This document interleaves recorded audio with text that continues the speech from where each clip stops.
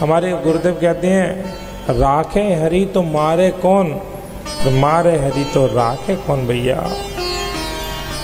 जब ये बीमारी जो आई महामारी, तो लोग कहते महाराज जी इतने हो रहे हैं, ऐसे पेशेंट मर रहे हैं। तो महाराज जी तो कहते भैया राखे हरि तो मारे कौन, तो मारे हरि तो राखे कौन। वास्तविक बात है।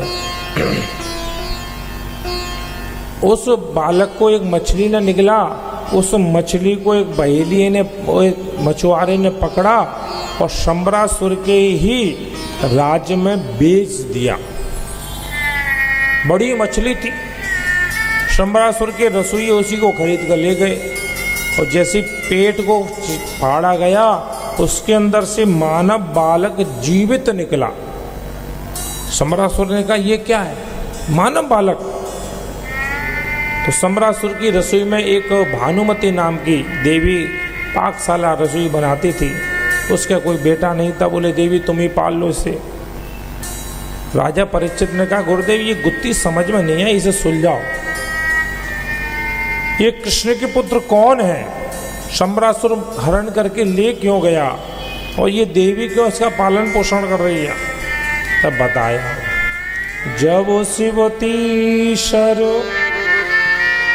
नयन उघारा, जब शिवती शर नयन उघारा, जब शिवती शर नयन उघारा, जब शिवती शर नयन उघारा,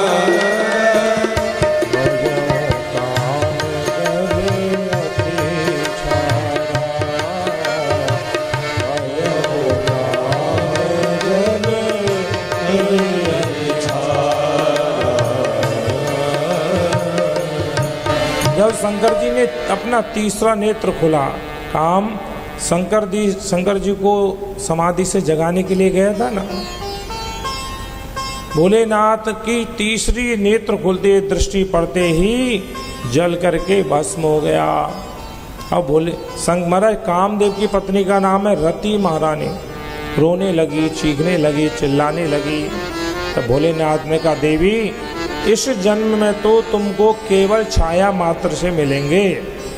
जब यदुवंश कृष्ण अवतारा, द्वापर युग में जब यदुवंश में वसुदेव के पुत्र के रूप में भगवान अवतार लेंगे तब तुमको ये तुम्हारे पति पुत्र रूप में प्राप्त होंगे। आज वही कामदेव प्रद्युम्न बने। शंबरासुर को ये ज्ञात था कि मेरी मृत्यु का कृष्ण पुत्र के द्वारा ही निश्चित है। महाराज इसलिए अपनी मृत्यु को विजय करने के लिए उसने सोचा ना रहेगा बांस न बजेगी बांसुरी, क्यों ना इसको मैं हरण कर दूं। ये जो रसोई बनाने वाली देवी थी ना, ये कोई और नहीं थी, ये साक्षात रति कामदेव की पत्नी थी। ये जानती थी कि कामदेव मेरे पति इसी के पाकशाला में आएंगे। बालक को असमय में ही बड़ा कर दिया। जब ये असमय में ही बड़े हुए तो रति के आव भाव सब बदल गए। एक दिन कामदेव ने कहा इधर आओ। क्या बात है? बोले तुम सही बताओ तुम हो कौन, तुम्हारा मुझसे संबंध क्या है।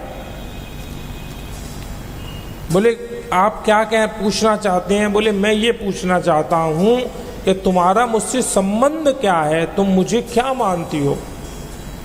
कारण तुम मेरा पालन पोषण करती हो तो इस हिसाब से तो माँ होनी चाहिए ना, पर तुम्हारे अंदर मुझे माँ जैसे आव भाव नहीं दिखते हैं, तुम्हारे अंदर तो मुझे पत्नी जैसे आव भाव दिखते हैं, मुझे इस दुविधा से निकालो। तो उस भानुमति ने कहा देव सविस्तार कथा सुनाई। बोले आप ही कामदेव हैं, शिव जी के द्वारा भस्म हो गए और आप कृष्ण पुत्र के रूप में मुझे प्राप्त हुए हैं।